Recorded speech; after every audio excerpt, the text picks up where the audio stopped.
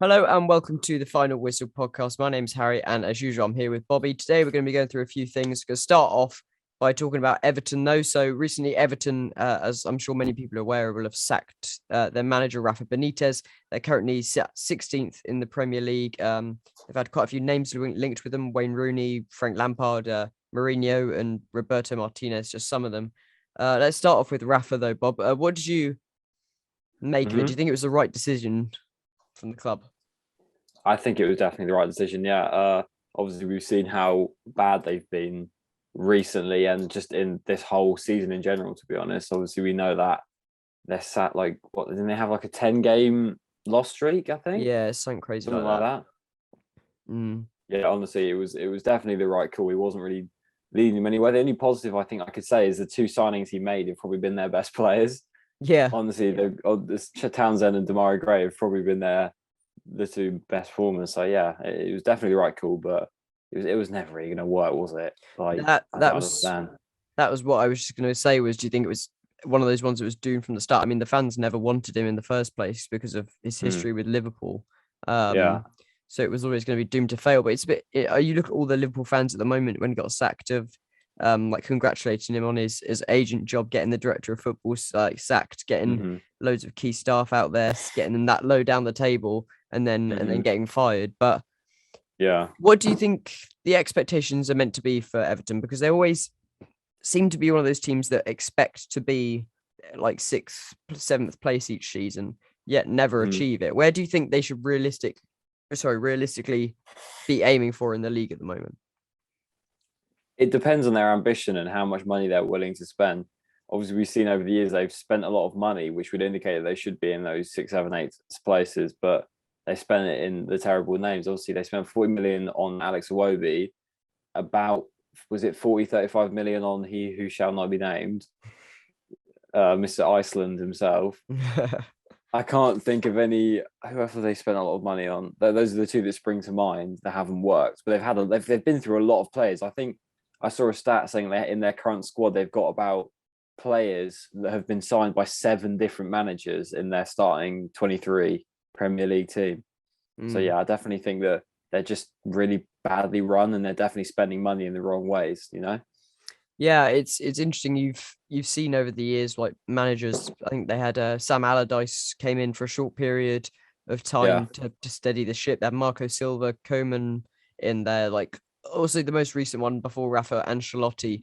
It seemed at the Uh start huh. to be working really well for him, and they were doing quite well in the league. Yeah, they were. Um, but then something clicked, and then obviously he went off to Real Madrid. And then they ended up with Rafa. It's interesting. As you look at the names linked, Wayne Rooney, Frank Lampard, Jose said he's not Hmm. going to do it, and it doesn't look likely that Roberto Martinez will go back because of the World Cup. No. Yeah. Um, do you think that for Frank Lampard that would be a good job to take? It could be, but it is a bit of a doom ship, you know. Like he had a decent spell at Chelsea, obviously to their standards, it wasn't good enough. That's why he's gone. I don't think he's a terrible manager. I don't know. I feel like that's quite a difficult situation to handle, like kind of being thrown in the deep end. Obviously, he might be able to turn it around, maybe promote some of the youth at Everton, like he did at Chelsea, definitely with Abraham, Mason Mount, Reece James, giving them a lot of game time. So yeah, I do think that it might work depending on how the system goes at Everton, but it is definitely would be quite a challenge for any manager, to be honest. Yeah, on the subject, if you look at Frank Lampard, obviously he turned down the Norwich job because they were too far down the league, or he wasn't going to get enough money to play with there. Um, Yeah. where do you think he needs to be looking? Because if he's turning down Norwich, obviously Everton, he might go there. Do you think maybe Frank Lampard needs to be a bit ambitious and just take a job? Because obviously you don't want to rush things, but otherwise he'll Yeah. just stay about unemployed for a long time. Yeah, I mean, it sort of depends on how quickly he wants to get back out there, doesn't it? I think he worked at Derby for a little while, wasn't it? Did Yeah, it he was a work year at Derby? season he was there. Yeah, yeah. So I don't know how amazing he did. Obviously, I think it was okay, but I think he definitely needs to start at a lower level Premier League team. Like I don't think Norwich was quite the level for him. Maybe maybe Everton is right for him. I don't know. It could definitely be right if they lowered their expectations, and maybe that's what Everton need to do. They need to restart. They need to promote their academy and their youth, and get a backbone to their team and start building around the younger players. Because I don't think Everton spending more and more money like they have before is going to actually improve their situation at all. Yeah, it's going to be an interesting one. Obviously, Wayne Rooney's been linked, and with the state of Derby at the moment, it wouldn't surprise me if he seriously went for the job, because obviously he's Everton legend, and to be fair, he's not doing that bad of a job at Derby considering the circumstances. But we'll move on from then to talk about one of the biggest topics in the Premier League at the moment: the cancellations of games. We've seen many games cancelled recently for COVID, injuries, African Cup of Nations as well, because many players across the whole league are away for that. Obviously, the most major one recently was the North London derby that got a lot of media attention. What do you make of the cancellations, and do you think the Premier League needs to kind of change the rules about how they can be cancelled? Because otherwise, people are going to use it biasly for getting their best 11 out. If I'm honest, I don't know what the rules are at the moment considering cancellations. I don't know what you have to have in order to warrant a cancellation. Obviously, there was a lot of stick for Arsenal when we got the Tottenham game called off, even though Liverpool faked positive coronavirus tests, but there seems to be much more coverage on Arsenal's cancellation than that one. But yeah, I don't really know what is the rules. I think is the issue with everyone, because everyone's pointing fingers, but they don't actually know what they are. I do think it is a bit ridiculous. I feel like it would be a good time to just allow younger players to have a chance. It's not the worst thing in the world. And the clubs buy so many players and spend so much money. We can't just be calling off games because our best players are injured. That's not in the spirit of the game, I guess most people would say. Yeah, it's interesting because Gary Neville made a big point of it. I think it was on the Brighton game the other day, when he was saying that obviously you've got these many players in your squad, like you just said there.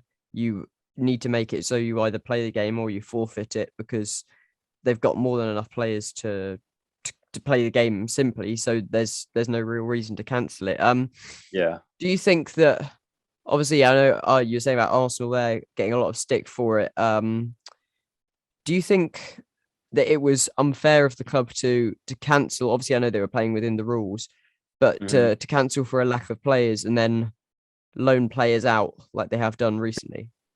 Yeah, I don't know about that. Obviously, I think Maitland-Niles was sold prior to the cancellation being made, and then obviously Pablo Mari was sold a few days after. I don't know what difference that would have made, because obviously he's a centre back, and I don't know. Would it be, if we have the ability to play a centre back at midfield, say, would that mean that selling him is unjustified, or do you think? So is selling him justified because he's a centre back and we had enough centre backs, or should ethically we play centre backs in midfield and have not sold that player so that we can play the game? Well, I mean, I think it's interesting, because if you look at it, obviously, if you have lots more centre backs than you do, I don't know, midfielders or strikers, then you're going to come across that issue. But then maybe you could suggest that you switch to a shape that either has more centre backs, or you will have to train someone. I know when Everton it was when their game was not going to be called off, and then it did get called off. I know that there were reports that Pickford was training as a midfielder in training, which would have been quite funny to see, to be fair. But I think you would have to. I think if you're claiming you haven't got enough players, but you do, then you would have to play someone out of position, like you would if you don't have a left back because of injuries. You're going to have to put someone else in there. But it's iffy. Arsenal were playing the rules, so you can't really complain about them when many other clubs are doing the same. I think it's also taking advantage of the situation. Yeah, aren't we? I think Liverpool have been very guilty of it. As you said, like with cases and stuff, and Klopp's trying to get games called off because he's not there. He's testing positive, or one of his assistants is testing positive. Is a load of rubbish. Like, why? What, that doesn't make an effect, because you can just talk to them through AirPods, like Arsenal did. When Mikel was away. So it's a bit of a thing, but I think the Premier League needs to change those rules. We also recently heard the news that Aubameyang will be returning from the African Cup of Nations, reportedly due to heart problems, which was what was put out in the news. And then before we recorded this, he's come out saying that he doesn't have any heart problems after a medical. So I'm not sure what's going on there. But he's had a tough season so far, kind of self-inflicted though, with poor attitudes as well as poor performances. What are your thoughts on the situation with him at Arsenal at the moment? It's such a difficult one to think about, because obviously we know somewhere in him there is that player that he had for the first 2.5 years of his time at Arsenal. So it's so difficult to manage, because do you just say, thank you for the memories or whatever, that classic saying, but there's not much you can do for us anymore? Or do you persevere and try and get him back into the team? Obviously, I will stand behind any Arsenal player, because at the end of the day, they're an Arsenal player who is our captain for a decent amount of time. So I am not under the agenda that I want Aubameyang out, he's ruining my club sort of thing. But I'm also like, maybe it is time for him to move on, because there seems to be, disciplinary issues. That's why he was stripped of the captaincy a few weeks ago. So yeah, maybe it just, sometimes you can just tell when it's not quite right, and it doesn't feel right for him to leave soon. It feels premature, but sometimes things have to end sooner than you think in football. So yeah, I would, if I'm being honest, I would prefer to see a new striker come in and see him get shipped out, to be honest, even though I do appreciate everything he's done. Yeah, I think it's an interesting one. Obviously, you shared about disciplinary stuff there, but also the fact of, you look at the way that Arteta's built your squad, and it's obviously a lot of youth based. He's old, he's on high wages. If you could get someone in to replace him, or whether you just like promote Nketiah and get him more games, I don't know, but no, I think not that. No, we saw his deadly striking ability against Forest, to be fair. So yeah, you'd need someone maybe in as a replacement. Otherwise, you're just left with Lacazette as a striker. And he's doing a job at the minute, but he's not the long term. If he gets injured and you'd sold Aubameyang, then you're stuck with Nketiah up front.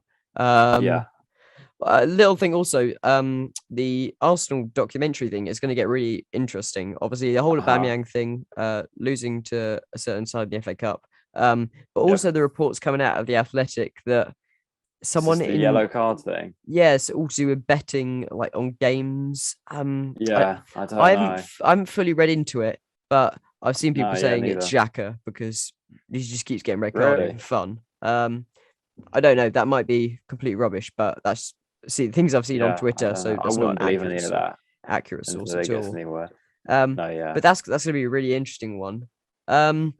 Also, obviously, I know you might not know quite a lot about it because of it's the EFL. Derby, I've been reading up before this in some of my free time about the problem that they're in at the moment. So they've got apparently 2 weeks to prove that they've got £5 million, I think the number is, to keep the season, to keep them going for the rest of the season. Otherwise, they will cease to exist anymore and be liquidated, which is quite an issue. And for anyone that doesn't really know, the problem for them is with takeovers. They've supposedly got 3 buyers, but because they're being sued by Middlesbrough and Wickham for about £50 million in total. No one wants to take on that debt, and the club might not exist for however much longer. So it's a really difficult situation. I think it's mostly self-inflicted from Derby, with Mel Morris owning them and messing them all around, and then putting them into administration. But the EFL can't just let them off with it and go, yeah, you know what, guys,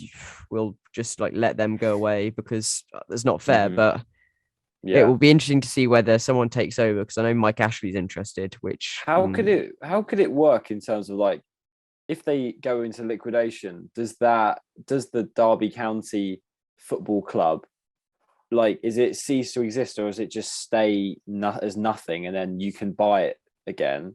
Like, you can resurrect it in future if somebody wants to. Like, how does it work? I think based on what happened to Bury, I think the Derby County FC would cease to exist and you can't get it out again.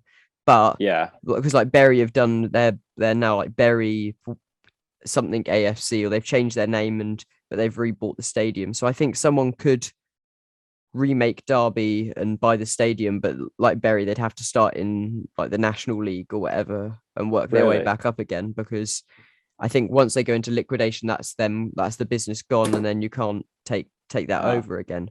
But it's interesting because Derby are blaming the EFL.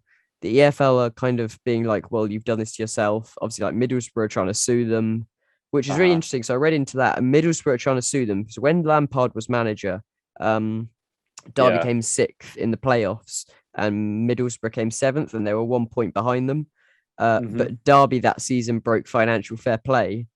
So Middlesbrough's argument is that because they unfairly, yeah. So Middlesbrough are suing for potential funds that they would have got if they won the playoffs, perhaps. But that's then a bit of a stretch, though, isn't it? But then people are arguing why you could do that to anyone because Derby lost years ago in the playoff final to QPR, and QPR went up but got fined for financial fair play that season. So why aren't Derby suing QPR? It's all a bit of a mess. Yeah. But I can't see it going well for Derby, to be honest, because it's been going on for ages and they don't seem to be getting any further with it. So I think we could be seeing the end of Derby there, which is obviously sad. I'd rather see them just get relegated than disappear fully. But this is potentially the last Forest Derby match in history. So we better not lose it. Otherwise, it'll be a joke. Anyway. Is it this weekend? Yeah, it's this Saturday. So really big game for us. We need to win it. Otherwise, just cry. Anyway, that's all we've got time for today. Thank you for listening. If you're listening to this on YouTube, make sure you like the video and subscribe. If you're listening on Spotify or Apple Podcasts, make sure to follow us on there, and make sure you're following us on social media on Instagram at @finalwhistle_podcast for all the latest news, and especially our new exciting announcement coming out very soon. Thank you everybody for listening. That was the Final Whistle.